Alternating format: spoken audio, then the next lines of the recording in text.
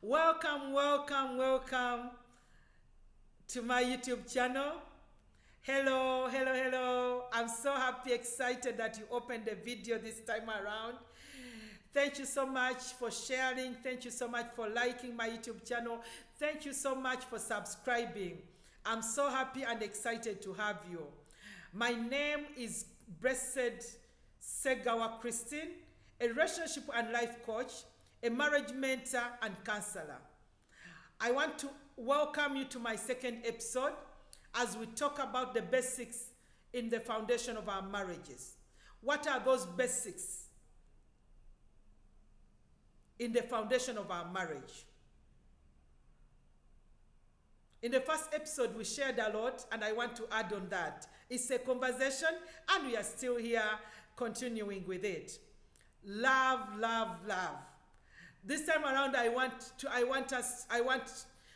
remind you about love. That for L-O-V-E, love. Yes, love. Love conquers it all. Love spices it all. Love. That first day, the first love, the first cut, that first day you told somebody, I love you, and she said, I love you back. That day you proposed, that day you presented your manifesto to that beautiful woman, and you told her, I love you, and she said, I love you, my darling. It shouldn't stop on that. More so, love is so needed in marriage. Love is the engine of the marriage. There's no way you can stay with somebody you don't love. You'll be pretending, you'll be lying yourself. You need to keep loving him, her, day in, day out. Don't say, I loved and I stopped. Me, I no longer love. No, don't say that. Continue loving. All of us will enjoy to be loved. All of us will love to love. Continue loving. That Eros love, the romantic one. Yes, we all need it and we enjoyed it and we are still enjoying it. Keep it, rekindle the fire. Even if the battery is low, increase on, recharge it, reignite it, refresh it, restart it. That romantic, intimate love, you need to have it every day and you need to keep the fire burning. Then the agape love. That unconditional love, it will sustain your marriage. You love somebody not because of the figure 8, because when you said I do, she was figure 8. You can see on my wedding picture, I was figure 8. But that unconditional love, even when somebody is fading, still yes, I love you unconditionally. Remember, love is patient, love is kind. So you need the agape love to sustain your marriage. You need the agape love to sustain your marriage. And by the way, remember the 5 love languages. I love them so much. And I want to remind us every time, you need to find out the love languages of your spouse. Some people have 2 love languages, others have 3, others have 4, others have 1, others have 5 of them. And one, the common 5 ones, act of service. What are those acts you do and somebody develops butterflies again? Is it polishing his shoes?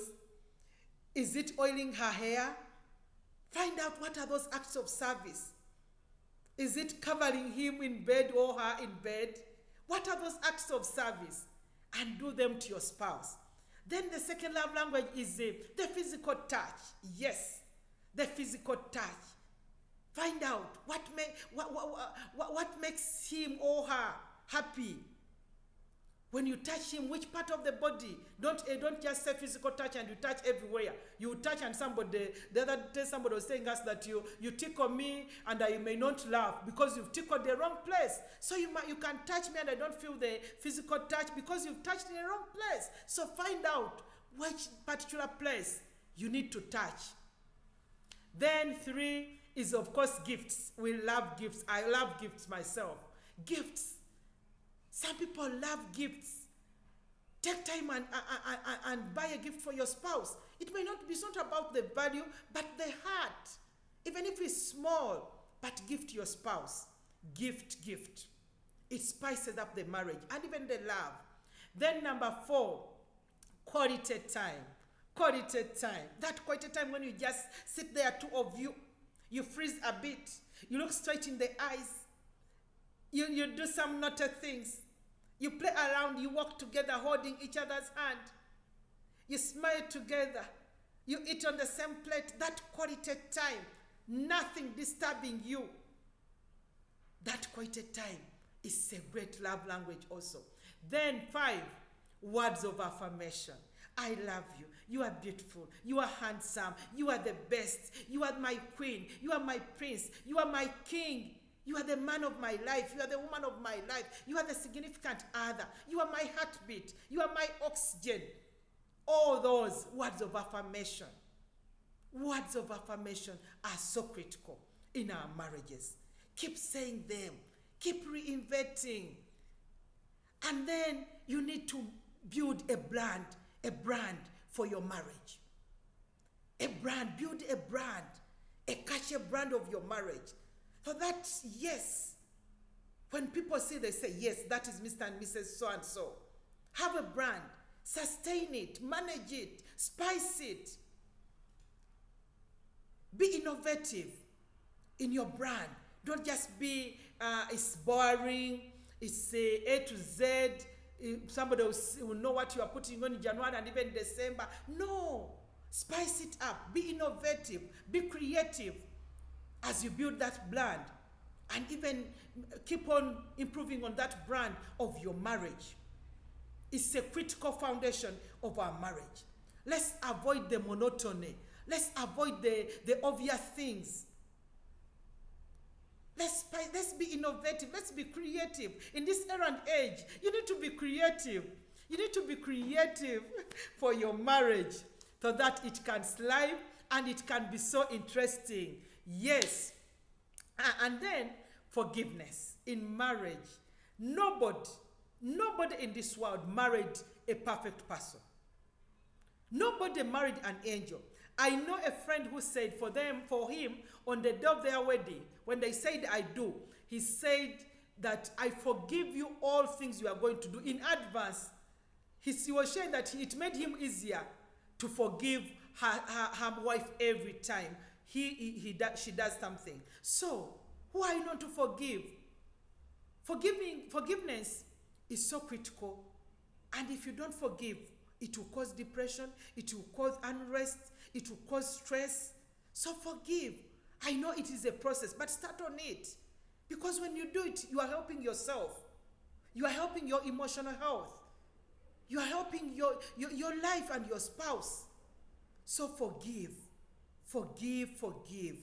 And when somebody forgives you, please accept the forgiveness and walk in a new level again. Don't go backwards. Don't go backwards. And remember, in marriage, you don't keep book of wrongs. So forgive and forget and move on. Nobody is perfect. And then we need to invest in our sex life. You need to invest in your sex life. There's no doubt about it. You need again to be creative. You need to spice it. You need to flavor it. You need to season it. You need to take time. Have a love date every week, maybe, depending on your schedule and the resources. Have a vacation once in a while. Yes, you need to spice your intimate life as a couple. There's no doubt about it. Because you need to be closer, heart to heart. You need to be closer to each other. And then, of course, in marriage, you need to keep secrets. You need to keep secrets. Let's stop sharing all our marriage secrets to everybody on social media, on your status, on everywhere. No, that is not proper. You need to keep the secrets of your marriage. And on that, I want to remind us and to request you, you need a mentor, a marriage mentor. All of us, we need a marriage mentor. Somebody who can talk sense in your life. Somebody who can speak to you without fear or favor. Somebody who can coach you through. Somebody who can mentor you. Somebody who can walk with you the journey. You need a marriage mentor. As a couple, you need a marriage mentor. You need a marriage role model. Who is your role model? Who is that person you look up to? Who is that couple?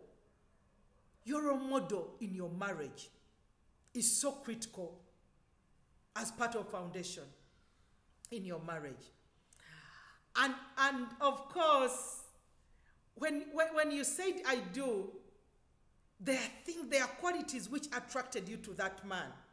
There are qualities which attracted you to that woman. You need to keep them.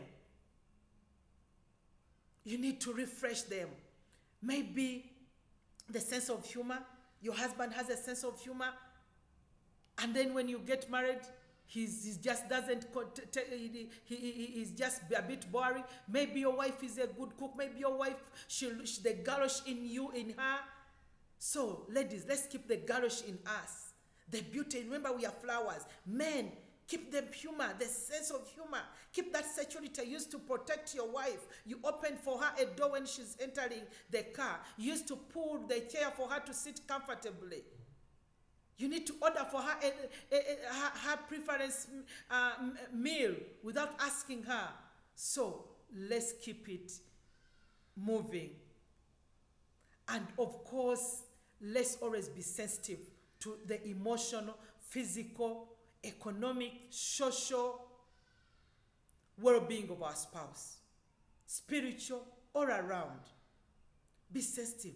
Your spouse is not feeling well, and then you wake up in the morning and you just drive away. Be sensitive. Your husband has lost a job. Your husband has lost a business. Your wife has lost a friend. Be sensitive to her emotional life. Be sensitive to his physical life. Somebody is struggling with their weight loss. Somebody is struggling, he or she is struggling with some social issues. Please provide a shoulder to lean on. Please give a listening ear. Give a listening ear to your spouse. Give a listening ear to your spouse. Pray with them. Ask them, encourage them. How can I help? How can I help? Yes, you need to be sensitive to the life of your spouse. Socially, economically. Maybe somebody doesn't have money in their pocket.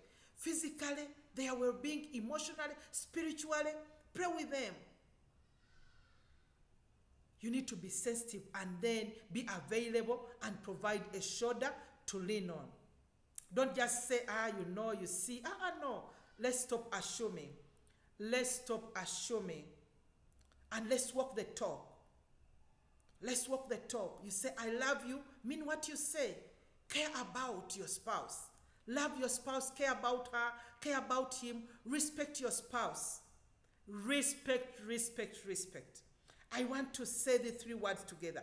Love, care, and respect. They are so critical in our marriages. You may love somebody, but if you don't respect her or him, it will be nothing. If you don't care about her feelings, if you don't care about his feelings, even if you respect him, but you don't care what he likes, what he dislikes, that will be waste of time. Let's love, respect, and care about our spouses. In this era and age, you need to love, respect, and care about your spouse. Then, you need to stay attractive.